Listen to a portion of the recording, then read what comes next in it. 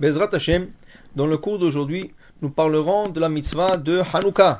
Bezrat Hashem, Hanouka approche, le Chaf He Kislev, le 25 Kislev, un miracle qui s'est produit pour le Maccabim, le Hashmonaïm, qui ont repris le service de temple de la main de Grecs, qui ont impurifié cet endroit et tous les ustensiles qui se trouvaient dans cet endroit. Et qu'est-ce qu'ils ont fait, le Maccabim? Dès qu'ils sont rentrés, ils voulaient réinstaurer de nouveau le service du temple. Alors ils ont commencé par un des services qui se faisait quotidiennement, c'était l'allumage de la candelabre, de la menorah à 7 branches qui se trouvaient dans le Beth Amikdash.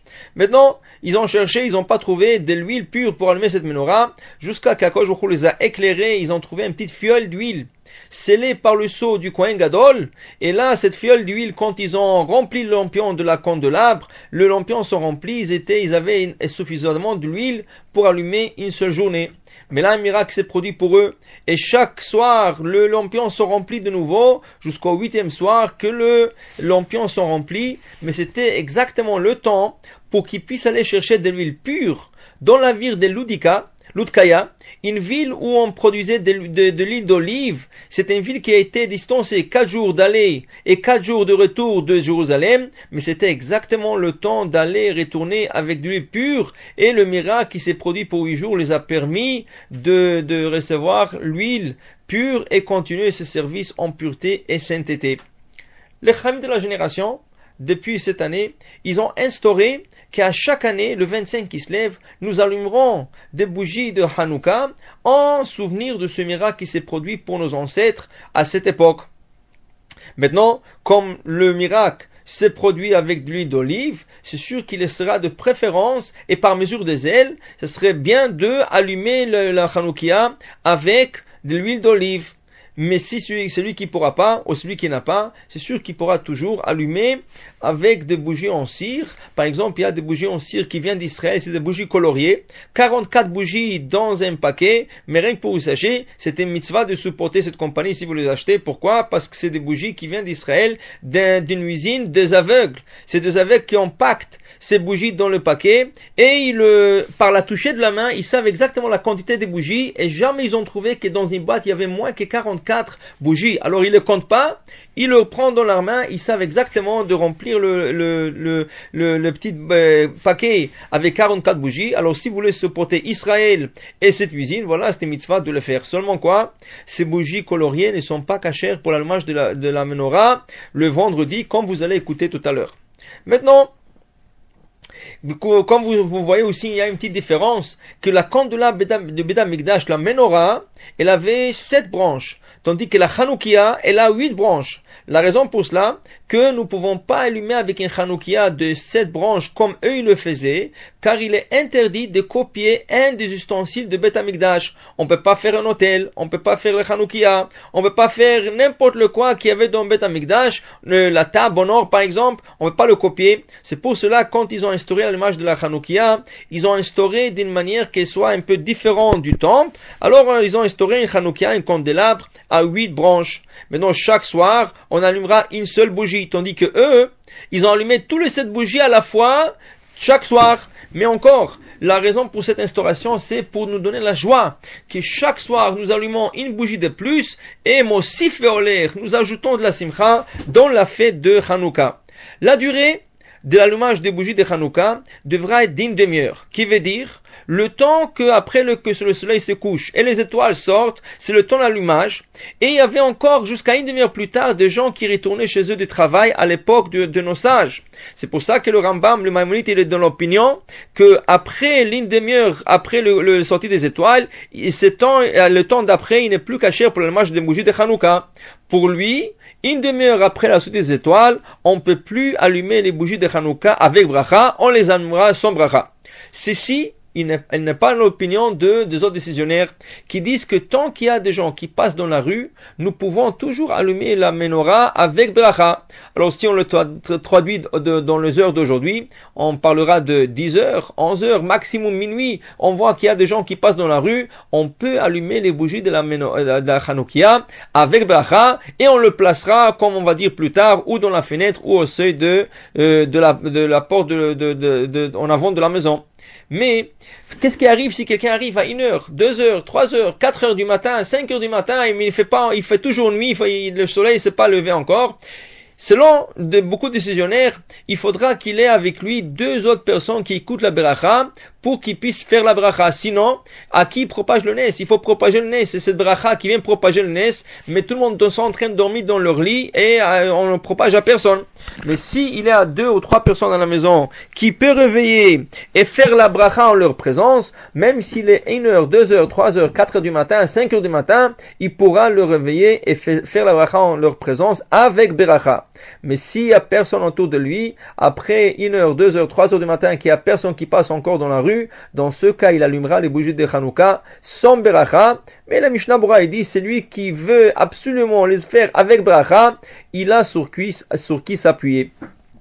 Les femmes aussi sont obligées d'allumer les bougies de Hanouka, car elles aussi ont participé à ce nes, comme il y avait l'histoire des Yéhoudites, une femme pieuse, une femme vertueuse, qui a coupé la tête d'un des généraux d'armée des Grecs qui s'appelait Eliphornie, et elle a sauvé tout le peuple d'Israël. Ce miracle ne s'est pas produit à la même époque du Maccabi, il s'est produit bien avant, mais quand même c'était à la même époque. Alors la femme aussi, elle a l'obligation d'allumer les bougies de Hanouka. Alors dans le cas que le mari s'absente de la maison, il est en voyage, il arrive en retard et les enfants veulent aller dormir, la femme, elle, prendra charge de l'allumage de la Hanoukia et elle allumera les bougies de Hanouka. Mais il serait bien que le mari qui se trouve pas dans la maison en ce moment, il appelle à la maison et il écoute la bracha par le téléphone et il répondra Amen et ainsi il sera acquitté de cette mitzvah. Alors un homme qui se trouve en voyage et dans un hôtel n'a pas l'obligation d'allumer les bougies de Hanouka dans l'hôtel, car la femme le fera pour lui, mais comme on a dit, seulement qu'il appelle et écoute la bracha sur la radio. Mais on parle d'un homme qui se trouve à côté d'une communauté juive, que le premier soir, il peut aller à la synagogue, où ils allument les bougies entre Mincha et Arvit, et il peut écouter les 3 brachot qu'on récite le premier soir, et surtout la bracha de She'asa Nisim La'avutenu, et la bracha de Shechianu, Vikiimanu, Vigianu, la Zeman Azeh. Maintenant, on a dit que même celui qui se trouve pas chez lui, et tant qu'on allume chez lui, on n'a pas besoin d'allumer la Hanoukia. Si n'est pas la coutume des Ashkénazes. Les Ashkénazes, par exemple, ils ont une coutume que chacun des hommes ou des enfants mâles à la maison vont allumer leur propre Hanoukia. Nous, les Séfarades, on allume une seule Hanoukia par maison. Mais les Ashkénazes, eux, ils allument pour tous les garçons de la maison une Hanoukia. Et la raison que leurs femmes n'allume pas, alors ou qu'on dit que la femme fait partie de son homme, ou qu'on dit que à l'époque de Chachamim, quand ils ont instauré l'allumage des bougies, ça a été fait sur le seuil de la maison, et la femme, Kol Kevuda Batmelech Penima, une femme vertueuse se trouve toujours dedans de la maison, pas en dehors de la maison. C'est pour ça que les femmes ne sortaient pas pour allumer la Hanoukia avec leur mari, elles s'acquittaient avec la bracha de leur mari. Mais comme on a dit, pour le Séfarade, on allumera une seule Hanoukia par maison. Alors c'est vrai que plusieurs fois, les enfants qui viennent de l'école, ils apprennent des écoles ashkénazes, ou la maîtresse est ashkénaze, elle les apprend qu'elle les fait même, ils font des arts avec des chanoukiot qu'eux ils fabriquent eux-mêmes, ils les apportent à la maison, ils veulent les allumer. Il faut leur expliquer avec douceur que c'est pas notre coutume, et peut-être si vous voulez utiliser la chanoukia de ces enfants une de soir pour les allumer dedans, mais expliquez-leur que la coutume séfarade c'est allumer une seule chanoukia par maison, et comme ça, quand eux ils grandiront et ils vont devenir de père et de mère dans leur propre foyer, ils sauront que la halakha qui est dans un foyer séfarade, on allume une seule menorah. Mais par contre, vous pouvez leur donner à allumer les bougies supplémentaires. Vous allumez la première bougie et les bougies supplémentaires, vous leur donnez à allumer, ou vous leur donnez à allumer le shamash, la bougie auxiliaire, celle qui va servir pour allumer les autres bougies. Parlons de ce shamash ne fait pas partie de la mitzvah de Hanouka. Il est là pour éclairer la pièce et pour qu'on n'arrive pas à profiter des bougies de Hanouka. C'est pour cela, le shamash, si on allume des bougies à l'huile, on allumera une bougie en cire pour allumer les bougies de Hanouka, mais le shamash s'allumera en dernier. Quand quelqu'un fait la bracha, il ne peut pas allumer le shamash en premier, car le shamash ne fait pas partie de la mitzvah, et il consiste en interruption entre la bracha et l'allumage des bougies de Hanoukia. Mais si quelqu'un allume avec des bougies en cire, c'est sûr que son shamash, il allumera en premier avant la bracha, et ensuite que le shamash est allumé, il fera la bracha, et il allumera le reste des bougies avec son shamash, et après, il le mettra à sa place. Maintenant, il faut, quand on va acheter de l'huile pour Hanouka, pour ceux qui allument avec de l'huile, quand on achète un bidon d'huile, il faut pas dire que ce bidon servira pour les bougies de Hanouka. Si on le dit, tout le 3 litres de ce bidon d'huile, où ils vont être utilisés strictement pour l'allumage des bougies de Hanouka, et s'il en reste 2 ou 1 litre de plus, on ne pourra pas l'utiliser pour une salade ou pour faire une omelette ou n'importe quoi d'autre, car on les a destinés pour l'allumage des bougies de Hanouka. Alors si vous achetez un bidon de 3 litres dans n'importe quel magasin et vous voulez l'utiliser pour l'allumage des bougies de Hanouka, dites que j'utiliserai cela pour l'allumage des bougies de Hanouka, mais le restant je pourrais aussi utiliser pour mes salades et mes besoins personnels. Maintenant, où est-ce qu'on allume la Hanoukia? De préférence, allumer la Hanoukia à côté de la porte de la rentrée de la maison. Pourquoi? Pour que celui qui rentre à la maison aura une mezouza à droite et la Hanoukia qui se placera sur une petite table à gauche. Et là, la personne qui rentre, si c'est un homme, il porte une petite katane. C'est l'occasion d'acheter une petite katane le jour de Hanouka. Et vous avez la menorah. Vous avez la mezouza à droite, la Hanoukia à gauche, et quand vous rentrez, vous êtes entouré par 3 grands mitzvot qui vous protègent durant toute la journée du lendemain. Maintenant, il faut, c'est une mitzvah de rester avec, par exemple, si vous pouvez pas allumer le bougie de Hanouka à côté de la porte, dans ce cas, vous les allumerez à côté de la fenêtre, et même si même ça c'est pas possible, vous allumerez sur la table, au salon, ou n'importe quelle autre pièce. Hanouka est un jour de joie, et les bougies, elles donnent la joie, mais aussi dans la lumière des bougies, il y a des grands secrets. C'est pour ça que Chaim nous recommande que quand on allume la Hanoukia, il faut pas laisser les bougies partir, il faudra laisser minimum 10, 15, 20 minutes à côté des bougies de Hanouka en train de le regarder. On peut même manger, on peut souper en famille à la lumière des bougies ça veut dire juste en face de la bougie de Hanouka, mais c'est sûr qu'on ne peut pas profiter de la lumière des bougies de Hanouka. Il faudra allumer la lumière ou des autres sources d'électricité pour souper et ne pas profiter des bougies de Hanouka.